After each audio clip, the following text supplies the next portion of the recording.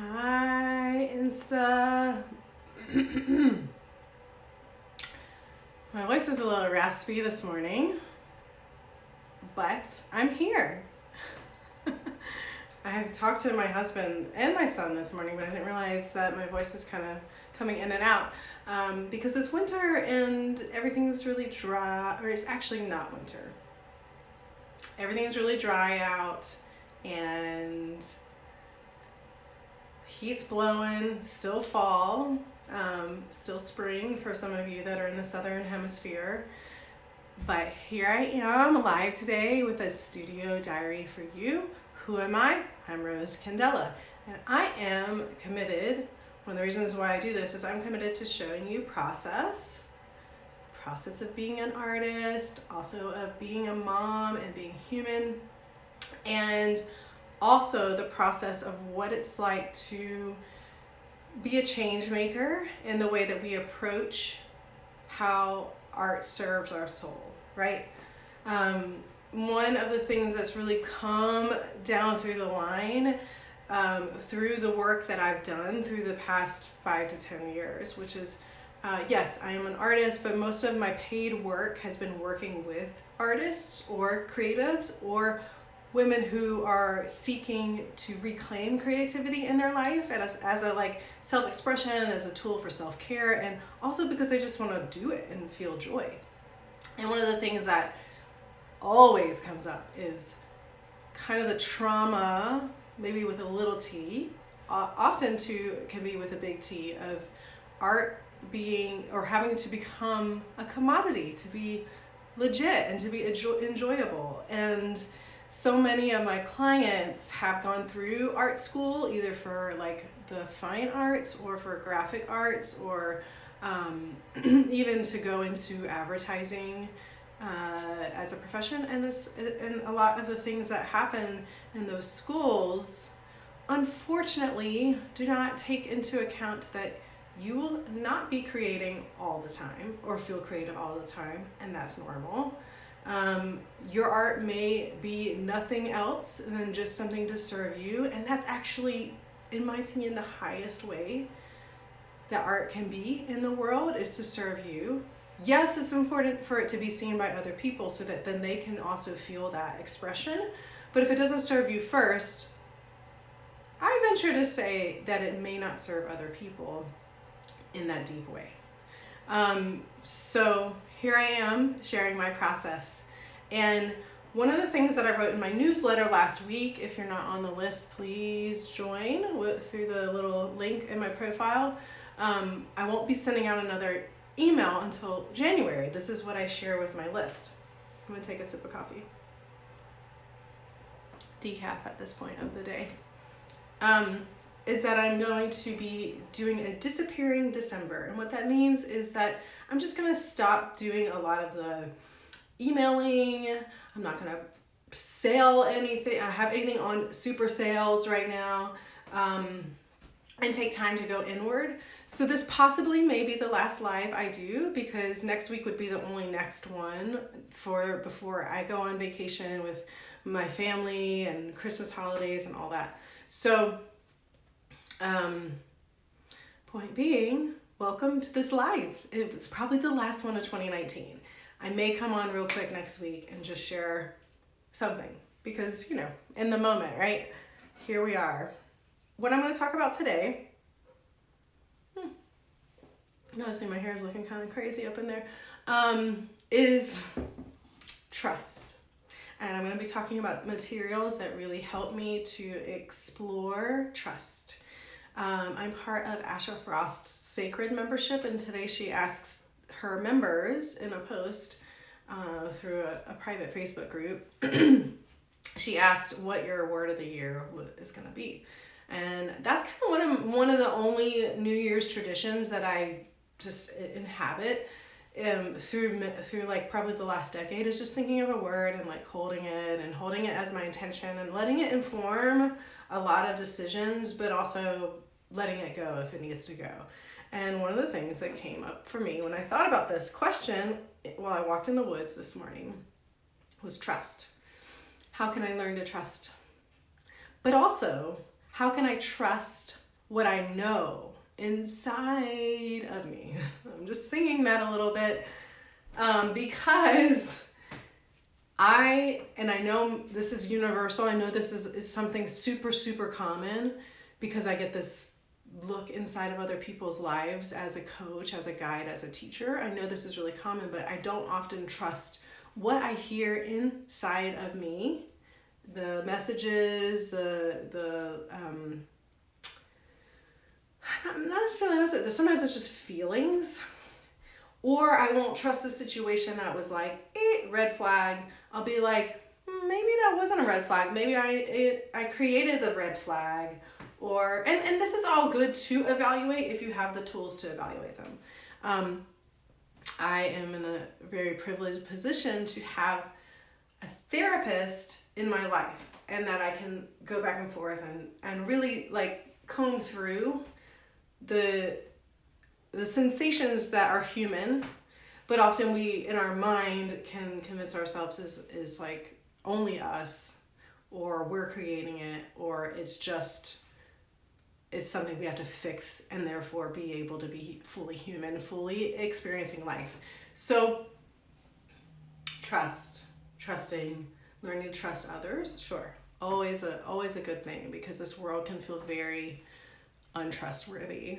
But also trusting the download and the hit of information that I get often about when things don't feel right or aren't in alignment, or because a situation has shown me certain people aren't trustworthy, and how to trust that's the situation, that there doesn't have to be this full on like back and forth internally, just trusting that instinct.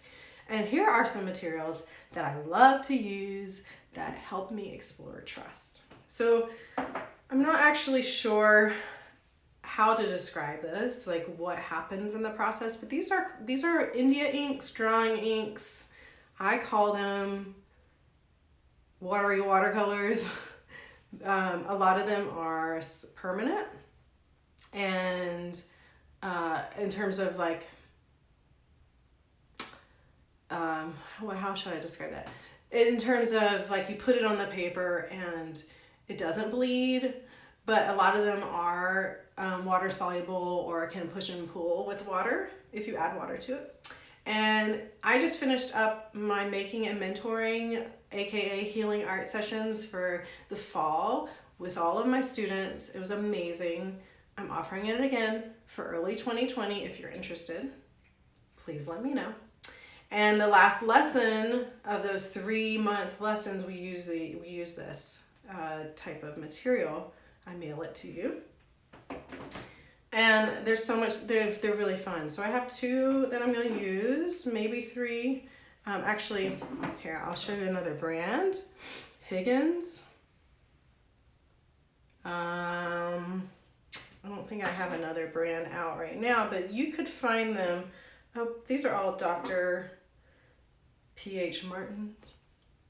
I don't know who P.H. Martin is. But here's what we're going to do. I'm going to go ahead and flip the camera.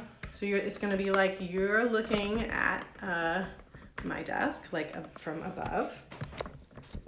And once again, super messy, right? You can see that, yeah.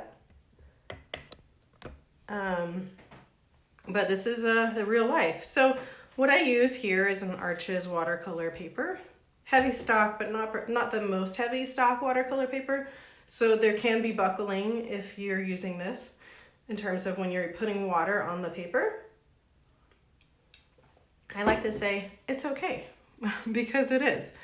All watercolor paper will buckle under a certain amount of water, and there are ways to flatten it out.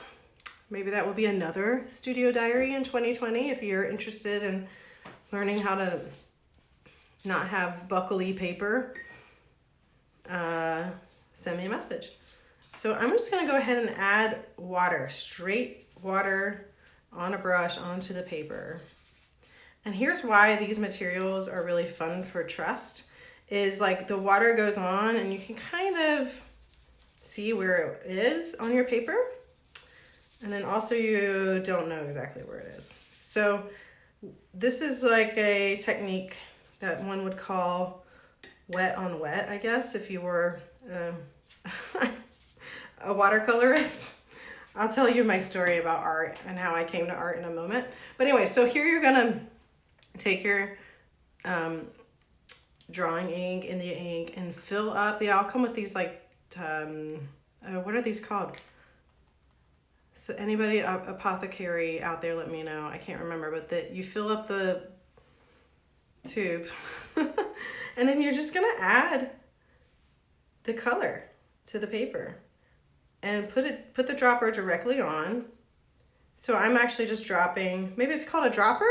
Yeah, right? Okay, so here you go.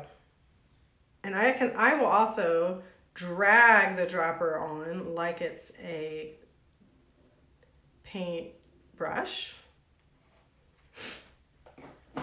So I'm gonna add my second color, which is a green, just to kind of get some more in here. And you can tell that the water on the paper has dried up a little bit because this watery ink isn't really moving much further. And I'm gonna go ahead and add some more water, pulling the watercolor down. This is kind of reminiscent of a little bit of like Mama Earth, some blues and greens. I follow a few astronauts that are in outer space right now, and the photos that they post, oh my goodness, y'all. I mean, if you just want to feel like less alone in the world or to feel like you don't matter in the good way, follow any of the NASA astronauts right now, especially the women that are up there. They're really paving some new grounds. Okay, here's a last little fun idea too. If you have any salt, these are actually Epsom salts, to go ahead and add it to add some texture onto your watercolor. Because what will happen is that the water will go straight to, or the ink will go straight, like concentrate near the salts, and when it dries you can wipe it off. Fun techniques from the studio today. I'm gonna add a little bit more water. But the salts also, you know, represent so much of what we have inside of our body. Water, salt, liquid, fluids, ever-changing, trusting. So the reason, again, I don't know if I actually said this, but the trust is like putting down ink and knowing that it's gonna be, this will be like a foundation to this painting for me. And I'm gonna go ahead and flip the camera, and once again,